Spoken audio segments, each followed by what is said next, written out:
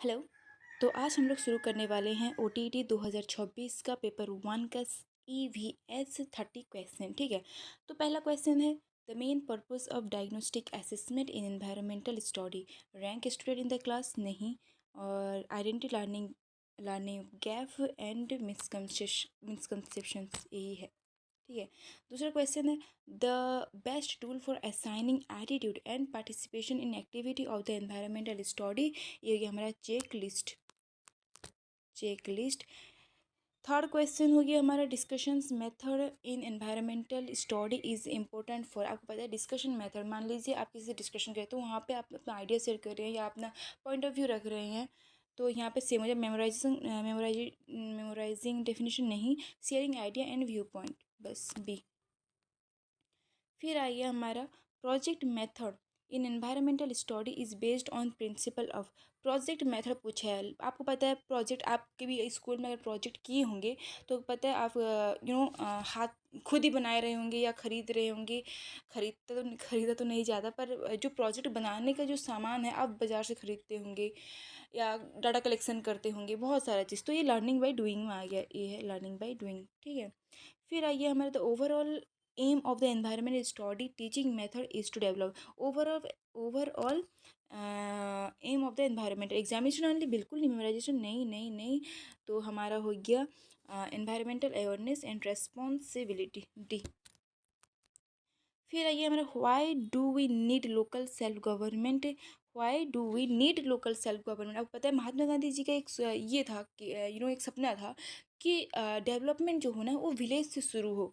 तो कहीं ना कहीं उसको डिसेंट्रलाइजेशन का एक व्यू पॉइंट रख के उन्होंने बोला था कि डेवलपमेंट हो बल्कि बड़े बड़े शहर में नहीं बल्कि छोटे छोटे विलेज से शुरू होते होते कंट्री लेवल तक जाए। तो ये कहीं ना कहीं डिसेंट्रलाइजेशन का ऊपर एक बात था, उनका नीड्स पूरा होना, उनका जो ज़रूरत है वो पूरा होना, ना कि पूरा कंट्री लेवल पे देखा जाए और विलेज लेवल पे लोगों को छोड़ दिया जाए। तो रूल ऑफ द कंट्री बिल्कुल मैनेज द लोकल नीड, बिल्कुल उनका नीड पूरा करने के लिए। The child labour case is reported which institution ensure justice. Justice आ गया तो कोर्ट, हमारा कौन है, कोर्ट। फिर आ गया why does court remain free from the political pressure. आपको पता है हमारा 3 ऑर्गन है, एक हो गया हमारा लेगिस्लेचर, एग्जीक्यूटिव, फिर आ गया जुडिशरी। तो इसने पूछा जुडिशरी क्यों फ्री है, किससे फ्री है, पॉलिटिकल प्रेशर से। तो कहने का ये है लेगिस्लेचर जो है वो लॉ बनाता है, एग्जीक्यूटिव जो है हमारा लॉ इम्प्लीमेंट करता है, और जुडिशरी हमको इंसाफ दिलाता है कि हमें जो ये इन्होंने जो लॉ बनाया कि हमें मिल रहा है। ठीक है, तो मिल रहा है या उसका कोई तरीका मिसयूज़ किया जा रहा है, तो जुडिशरी। ये इसलिए क्योंकि प्रोटेक्ट द फर्स्ट और नहीं, प्रोटेक्ट जस्टिस, कि जिस इंसान को जो नियम कानून बनना है क्या वो सही इंसान को मिल रहा है, क्या जस्टिस मिल रहा है, क्या क्या वो जो जो भी नियम कानून बनाया गया है वो सही से सही से इस्तेमाल हो रहा है, ये सब चीज़। Which natural resource is renewable but exhaustible if misused। कहने का मतलब ये है कौन सा ऐसा नेचुरल रिसोर्स है जो रिन्यूएबल तो है कि दोबारा बन तो जाएगा, लेकिन अगर हमने उसका मिसयूज़ किया वो ख़त्म भी हो जाएगा। जैसे पेट कोल, कोल ख़त्म ही हो जाएगा, आप मिसयूज़ करो, आप यूज्ड करो, वो ख़त्म ही हो जाएगा। पेट्रोलियम भी सेम, वो भी ख़त्म हो जाएगा। मिनरल वो भी ख़त्म हो जाएगा। लेकिन फॉरेस्ट ऐसा चीज़ है, अगर आप इसको सही से इस्तेमाल करेंगे तो और ये रिन्यूएबल है, आप इसे दोबारा इस्तेमाल बना भी सकते हैं। लेकिन अगर अगर मिसयूज़ करेंगे ना तो ये क्या होगा, ख़त्म हो जाएगा। आपको पता है फॉरेस्ट अगर कम होता है तो हम फॉरेस्ट लगाते हैं बहुत सारा। हम आपने देखा एनवायरमेंटल डे में हो वन महोत्सव, सवाल इसका एक क्वेश्चन पूछा है वन महोत्सव कब मनाया जाता है, जुलाई फर्स्ट वीक हो गया हमारा वन महोत्सव। और अगर पूछे एनवायरमेंटल डे तो 5 जून। ठीक है, 5 जून। फिर आइए the topic of cancer does not passes through. आपको पता है टॉपिक ऑफ कैंसर जो है ना हमारा ऐसा होके गया है इंडिया देख के। ठीक है, तो सबसे पहले आ गया हमारा इधर राजस्थान, सॉरी सबसे पहले हमारा गुजरात, राजस्थान, MP, फिर आ गया छत्तीसगढ़, फिर झारखंड, फिर आ गया वेस्ट बंगाल, यहाँ पे आ गया त्रिपुरा, यहाँ आ गया हमारा मिज़ोरम। तो कौन सा नहीं है? उड़ीसा नहीं है, तो उड़ीसा होगा आंसर। राजस्थान है, छत्तीसगढ़ है और हमारा त्रिपुरा भी है। ये 3 है पर ये नहीं है। ठीक है, ऐसा गंदा दिख रहा है, अच्छा नहीं लगता मुझे इससे।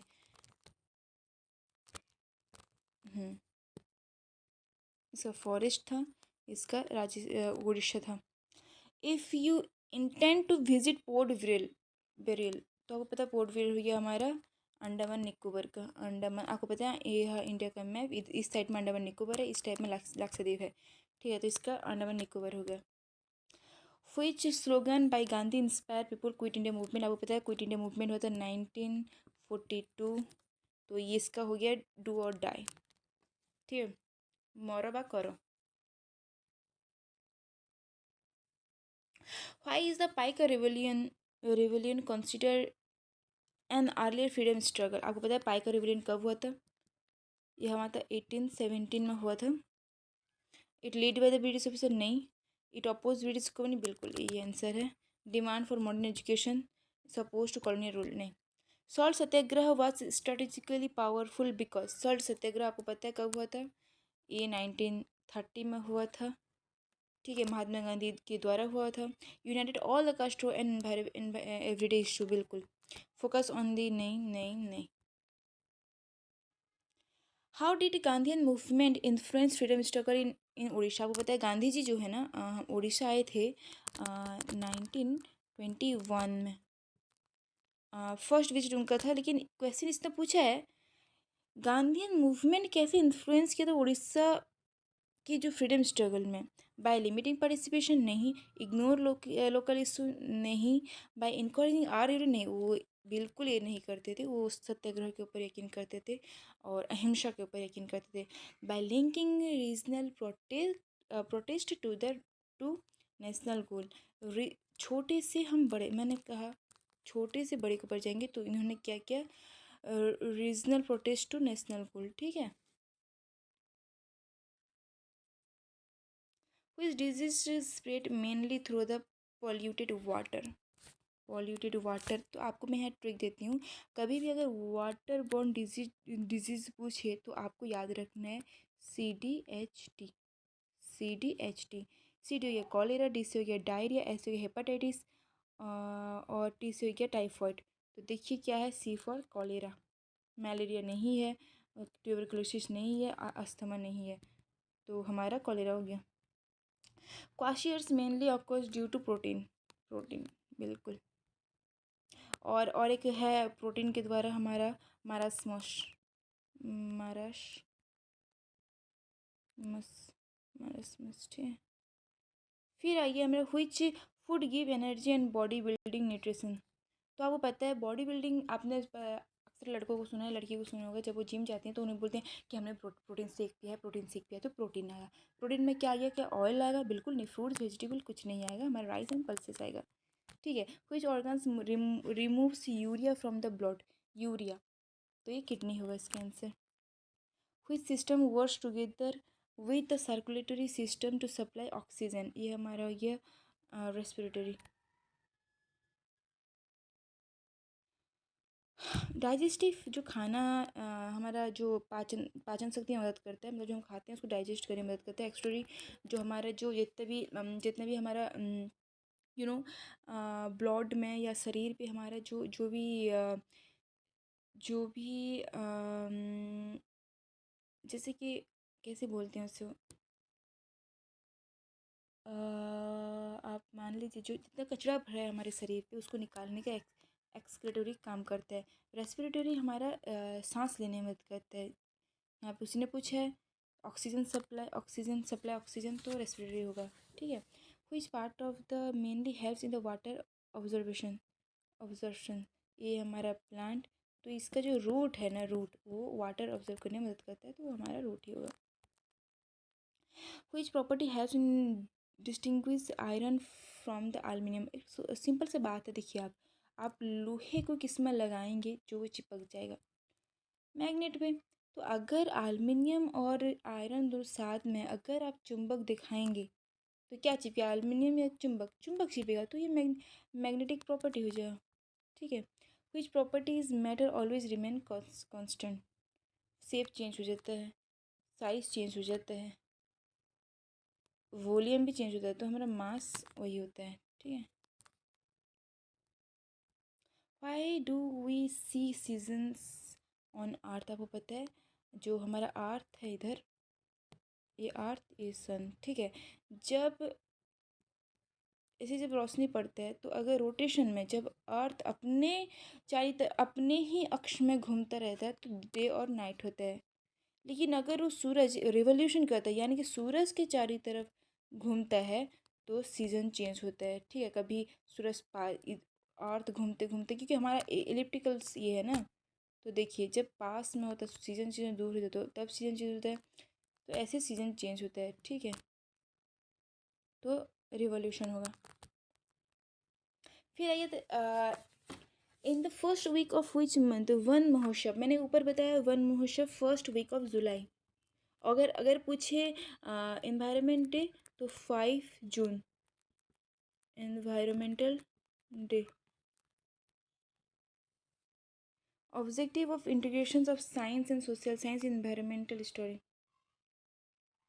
Objectives of integration of science and social science in the environmental focus on the cognitive domains holistic बस holistic मतलब ओवरऑल बताता है, ठीक है, जिसमें उसका कॉग्निटिव भी लिया जाएगा, उसका कॉग्निटिव साइकोमोटर या इफेक्टिव सब आ जाएगा, ठीक है। Holistic development. फिर आइए which of the following is not the aim of the teaching environment study at primary level. Primary level आप जानेगा to aware about the importance of environment, to know the way of ecological balance. Excessive use नहीं किया जाएगा। तो जब किसी ने no पूछा है, नॉट पूछा है, तो एक्सेसिव, तो बच्चों के हम ये बोलें कि बच्चे आपने एक्सेसिव यूज़ करें नेचुरल रिसोर्स का, बहुत ज़रूरी नहीं। आप एक्सेसिव यूज़ नहीं कर सकते क्योंकि ख़त्म हो जाएगा। कुछ रिसोर्स जो बहुत ज़रूरत है उसको सेव करने के लिए, फ्यूचर जनरेशन के लिए, बस बात खत्म। Which activity of the environmental study helps children connect classroom learning with real life?